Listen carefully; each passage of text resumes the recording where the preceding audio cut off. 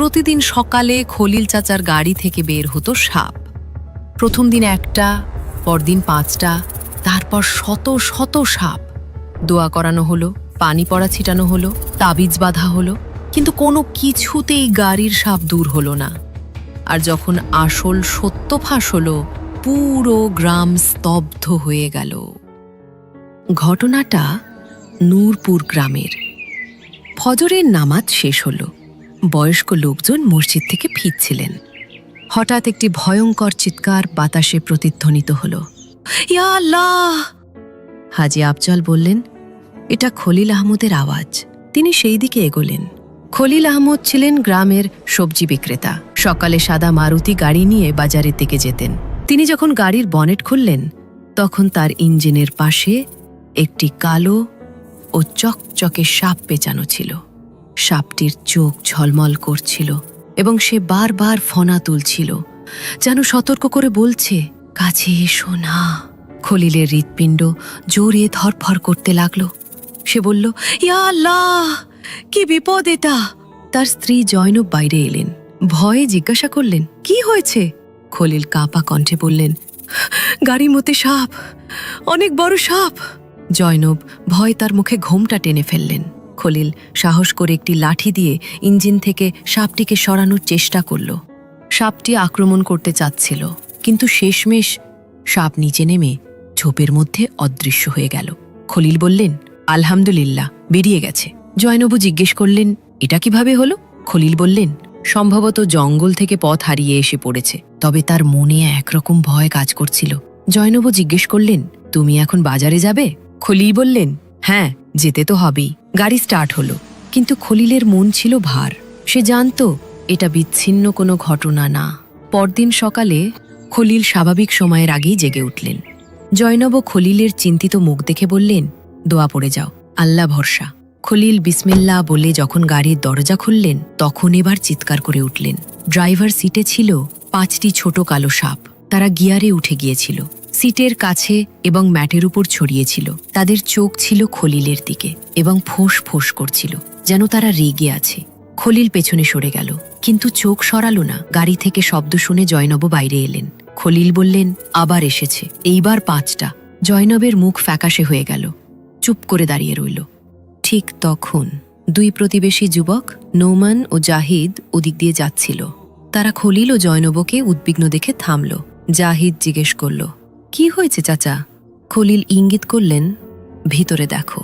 2 যুবক চমকে উঠল এবং বলল, এটা তো সিরিয়াস সমস্যা মনে হচ্ছে।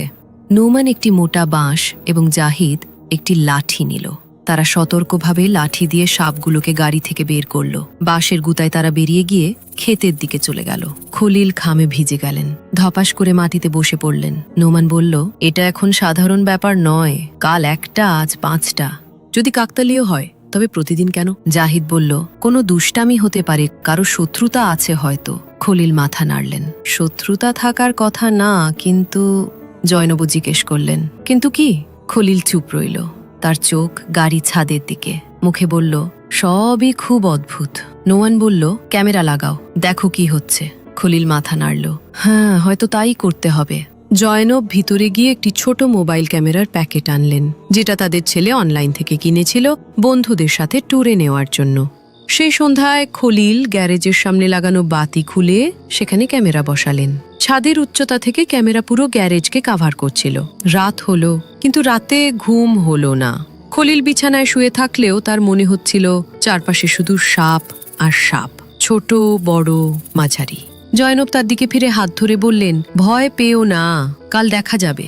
রাত কেটে গেল, কিন্তু সূর্য উঠতেই খলিলের অস্থিরতা বেড়ে গেল। মনে অশান্তি শুরু হলো। জয়নব নাস্তা বানালেন, কিন্তু খলিল শুধু চা খেয়েই উঠে গেল। তার চোখ বারবার দরজার বাইরে গ্যারেজের দিকে যাচ্ছিল, যেন সে মানসিকভাবে প্রস্তুত হচ্ছিল। তুমি আজ বাজারে যাবে? জয়নব জিজ্ঞেস করলেন। খলিল কিছুক্ষণ নীরব থাকার পর মাথা নাড়ল। আল্লাহর নাম নিয়ে সে গ্যারেজের দরজা খুলতেই তার হাত কাঁপতে লাগলো। সে বিসমিল্লাহ বলল, তারপর গাড়ির দরজা খুলল। গাড়ির ভিতরে এক অদ্ভুত নীরবতা কাজ করছে, যেন সময় থেমে গেছে। খলিল মাথা নিচু করে দেখল আজ কোনো সাপ নেই। সে বিস্ময়ে এদিক ওদিক তাকালো। দরজার পাশে, সিটের নিচে, পিছনের সিটে, ডিকিতে সবকিছু চেক করলো। আল্লাহ শুক্রিয়া, সমস্যা দূর হয়ে গেছে। সে নিজেকে সান্ত্বনা দিল। সে গাড়িতে বসে ইঞ্জিন চালু করলো, বাজারের দিকে রওনা দিল। কিন্তু এবার পুরো রাস্তা জুড়ে তার মাথায় একটা চিন্তায় ঘুরপাক খেতে লাগলো। কাল 5টা সাপ, তার আগের দিন একটা, আর আজ একটাও নেই। এটা কি কাকতালীয় নাকি কোনো রহস্য আছে? বাস্তবেই কি কেউ শত্রুতায় নামলো?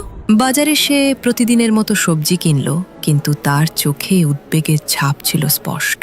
এক পুরনো আলু বিক্রেতা বন্ধু মজনু তার কাঁধে হাত রেখে বলল, দোস্ত খলিল, আজ খুব চিন্তিত লাগছে। খলিল বলল, রাতে একটু ঘুম কম হয়েছে। সন্ধ্যায় ফিরে জয়নবের সঙ্গে বলল, আজ কিছুই ছিল না গাড়িতে। আমি বুঝতে পারছি না কি হচ্ছে এসব। জয়নবও মনোযোগ দিয়ে তার কথা শুনল, তারপর আস্তে করে বলল, সবকিছু খুব অদ্ভুত খলিল। আমার মনে হয় কিছু সতর্কতামূলক ব্যবস্থা নেওয়া উচিত। খলিল বলল, মানে? জয়নব বলল, আমাদের জানতে হবে এগুলো কিভাবে ঘটছে। কাল থেকে গ্যারেজে এমন কিছু রাখতে হবে যাতে বোঝা যায় সত্যিই কেউ আসে কিনা। খলিল মাথা নাড়ল। হ্যাঁ, হয়তো ক্যামেরার রেকর্ডিং থেকে কিছু জানাতে পারবে। আজ রাতে আমি অবশ্যই চেক করব। রাতে খলিল সবকিছু লক করল, দরজা বন্ধ করল, তালা ভালো করে লাগালো এবং নিজেই গ্যারেজের দরজা টেনে দেখে নিল যে সবকিছু নিরাপদ কিনা। তারপর সে ভিতরে এলো, অজু করল, নামাজ পড়ল এবং জয়নাবের সঙ্গে বসে কোরআন তিলাওয়াত করল। খলিল বিছানায় পড়ে আছে, চোখে ঘুম নেই, শুধু আছে ভয় আর সন্দেহ।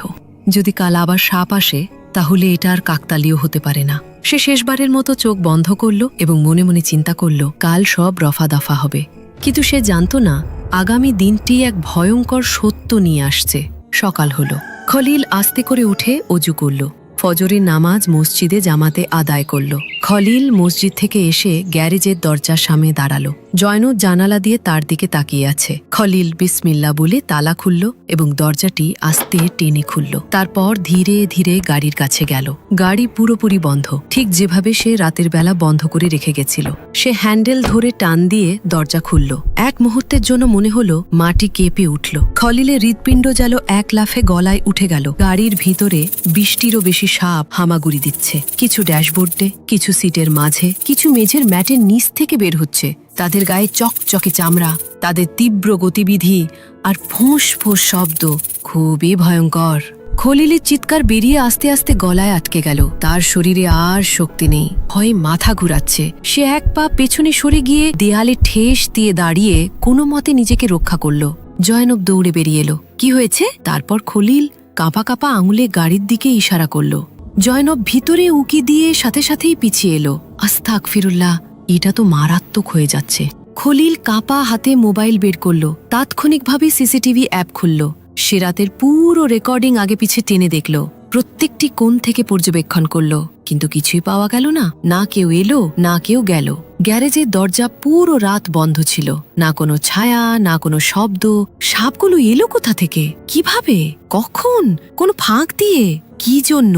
এখন সন্দেহ বিশ্বাসে রূপ নিল। এটা সাধারণ ঘটনা নয়, এটা এমন কিছু যা মানুষের বোধগম্যতার বাইরে। জয়নব বলল, এটা জাদু নাকি কোনো পরীক্ষা? কিছু তো আছে যা আমরা বুঝতে পারছি না। খলিল ক্লান্ত কণ্ঠে বলল, যদি এটা কোনো জাদুর খেলা হয় তবে তো খুবই বিপজ্জনক। আর যদি এটা আল্লাহর পক্ষ থেকে কোনো বার্তা হয় তবে আমি এখনো অন্ধ। সেদিন খলিল বাজারে যায়নি, দোকানও খোলেনি। দুপুরের দিকে পাড়ার কিছু লোক এসে খলিলের খোঁজ খবর নিল। তারা আবার সাপ বের করতে সাহায্য করলো। লম্বা লাঠি, বাঁশ আর জাল ব্যবহার করা হলো। খুবই কঠিন কাজ। সবাই মিলে কাজটি সম্পন্ন করলো। যখন গ্যারেজ খালি হলো তখন খলিল সেখানেই দাঁড়িয়ে গলা ফাটিয়ে আজান দিল, যেন নিজের হৃদয় থেকে অন্ধকার দূর করার চেষ্টা করছিল। সন্ধ্যার সময় সে মৌলভী আসলামের কাছে ছুটে গেল। মনে অগণিত প্রশ্ন, কিন্তু মুখে শুধু একটি বাক্য। মৌলভী আসলাম গ্রামের কোণে মসজিদের পাশে একটি ছোট হুজরায় থাকতেন। তার চেহারায় সবসময় এক ধরনের গম্ভীর শান্ত ছাপ থাকত এবং তার কণ্ঠে এমন গভীরতা ছিল যা শুনলে মানুষ থমকে যেত। তিনি বহু বছর ধরে গ্রামের শিশুদের ধর্মীয় শিক্ষা দিচ্ছেন, নামাজে ইমামতি করছেন এবং মানুষের বিচার মীমাংসা করে আসছেন। কিন্তু আজ যখন খলিল তার হুজরার সামনে খালি পায়ে, নিচু মাথায়, ভেজা চোখে এসে দাঁড়ালো, তখন মৌলভী সাহেব গভীর চোখে তাকিয়ে বললেন, এসো খলিল ভাই, বসো, কি বলতে চাও বলো।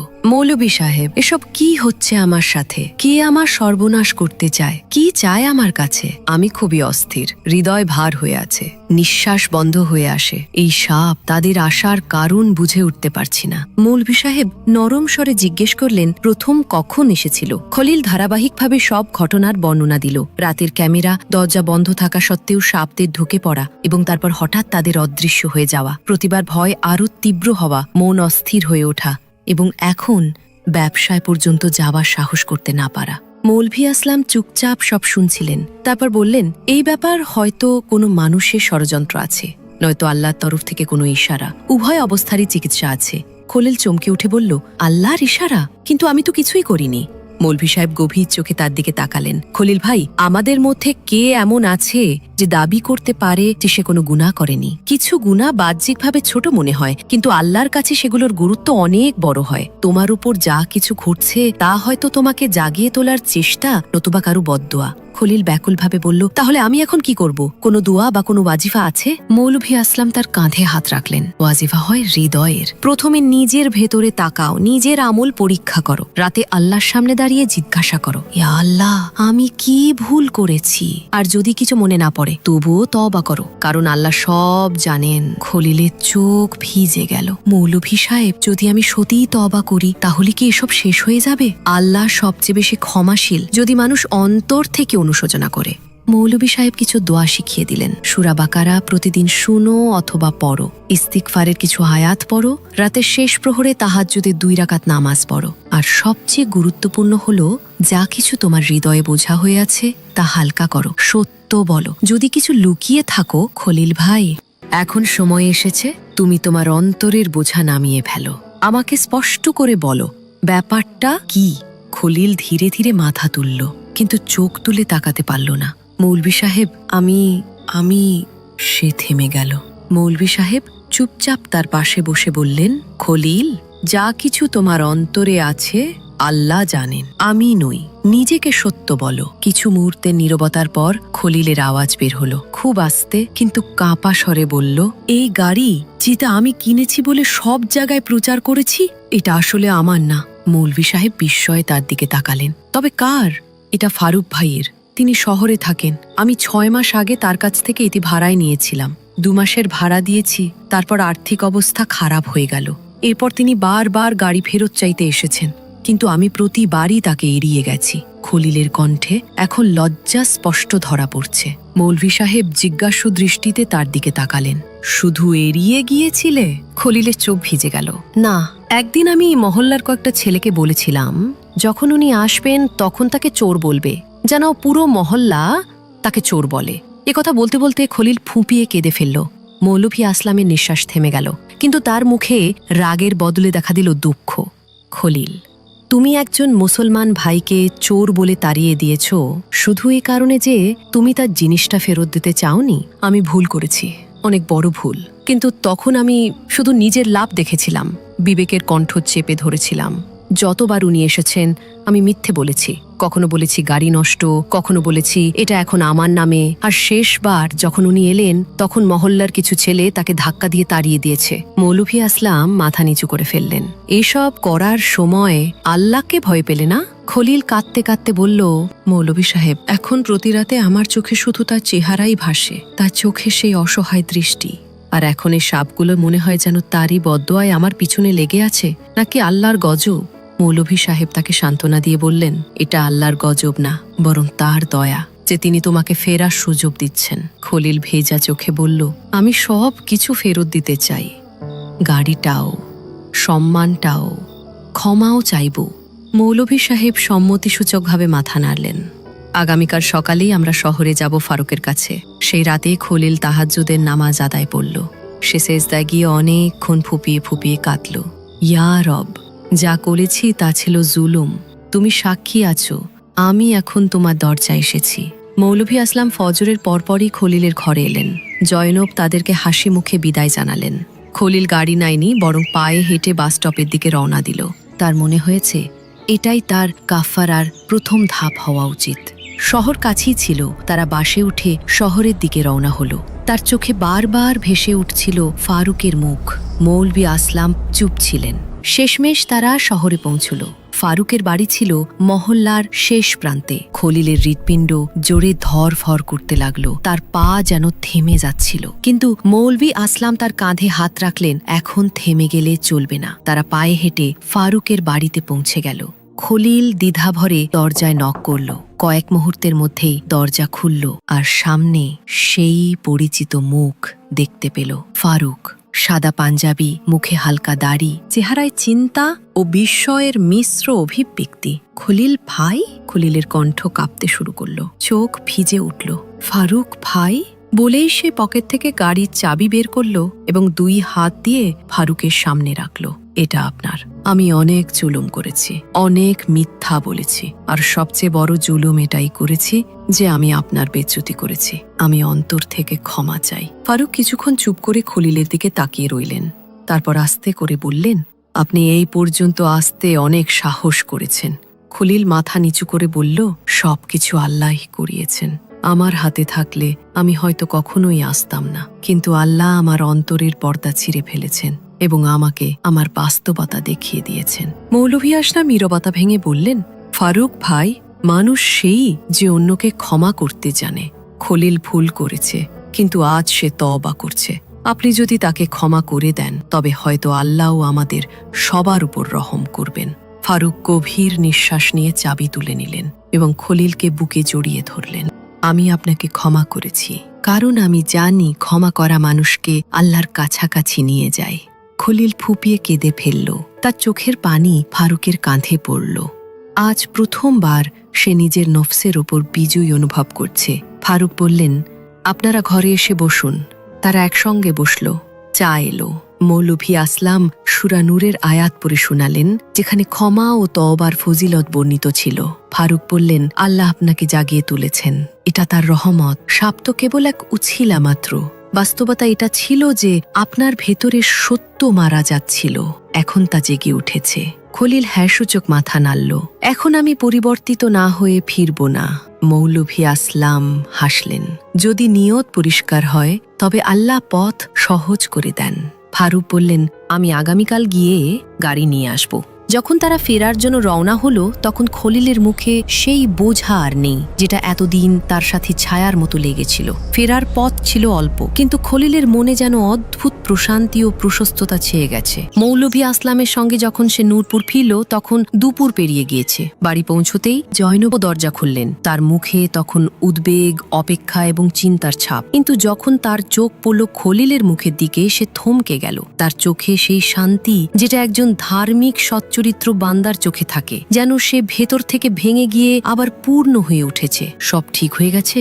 জয়নব আস্তে করে জিজ্ঞেস করলেন। খলিল হ্যাঁ সূচকভাবে মাথা নাড়ল। ক্ষমা পেয়েছি, ফারুক ভাই সবকিছু মাফ করে দিয়েছেন। জয়নবের চোখে জল এসে গেল। সে হাত তুলে আকাশের দিকে তাকালো। ইয়া আল্লাহ, তোমার শকর। মৌলভী আসলাম বললেন, এখন পরবর্তী ধাপ হলো তোমার নিজের গ্রামের জন্য। সত্য বলা শুধু নিজের জন্য নয়, বরং সবার ঘুম ভাঙানোর জন্য। সেই সন্ধ্যায় খলিল ঘোষণা করল যে মাগরিবের পর সে মসজিদে সবাইকে কিছু বলতে চায়। মসজিদে এমন ভিড় আগে কখনো দেখা যায়নি। মাগরিবের নামাজের পর মৌলভী আসলাম কিছু পরিচিতিমূলক কথা বললেন। তারপর খলিলকে মাইক দিলেন। খলিল বলতে শুরু করলো, আমার ভাইয়েরা, আমার শ্রদ্ধেয় মুরব্বীরা, আজ আমি আপনাদের সামনে শুধু ক্ষমা চাওয়ার জন্য এসেছি। আমি একটি বড় ভুল করেছি। আমি একজন ভাইয়ের আমানত নিজের কাছে রেখে দিয়েছিলাম, মিথ্যে বলেছিলাম এবং তার সম্মানের উপর আঘাত করেছিলাম। আর যখন আল্লাহ রাজাব আমার গ্যারেজে সাপের আকারে নেমে এলো, তখনও আমি ভয় পেয়েছিলাম, কিন্তু সংশোধন হইনি। মসজিদে নিস্তব্ধতা নেমে এলো। কিন্তু যখন মৌলভী সাহেব আমাকে বললেন আল্লাহর দরজা খোলা, তখন আমি সাহস করে ক্ষমা চাইলাম, গাড়ি ফিরিয়ে দিলাম। আর আজ আমি আপনাদের সামনে এক গুনাহগার, এক তওবাকারী, এক নতুন খলিল হয়ে বসে আছি। পরের দিন সকালে ফারুক এসে তার গাড়ি নিয়ে গেলেন। খলিল ও জয়নব দাঁড়িয়ে তাকে বিদায় জানালো। খলিল এখন নিজেকে অনেক হালকা অনুভব করছে। দিন পাল্টে গেল। নূরপুর গ্রাম একসময় মিথ্যা, ষড়যন্ত্র ও স্বার্থপরতার কুয়াশায় আচ্ছন্ন ছিল। এখন তওবা, সততা এবং সত্যের সৌরভে ভরে উঠেছে। যেই গ্যারেজ একসময় সাপের আস্তানা ছিল, সেটা এখন পরিষ্কার পরিচ্ছন্ন। একদিন সকালে নাস্তার সময় জয়নব বলল, খলিল, তুমি অনেক বদলে গেছো। খলিল মুচকি হেসে বলল, আমি বদলাইনি, আল্লাহ আমার চোখ খুলে দিয়েছেন। যা আমি দেখতে অস্বীকার করছিলাম, তা সাপ এসে দেখিয়ে দিল। জয়নব চুপ থাকল। তারপর আস্তে করে বলল, মাঝে মাঝে মনে হয় ওই সাপগুলো আমাদের শত্রু ছিল না, তারা আমাদের জন্য বার্তা নিয়ে এসেছিল। খলিল মাথা নাড়ল। হ্যাঁ, তারা ছিল এক পরীক্ষা, আর আল্লাহর পরীক্ষা কখনোই বৃথা যায় না। তারা না এলে আমার অহংকার কখনো ভাঙত না, আর আমি হয়তো কখনোই বুঝতে পারতাম না এই দুনিয়ার সবচেয়ে দামি জিনিস সম্মান নয়, সত্য।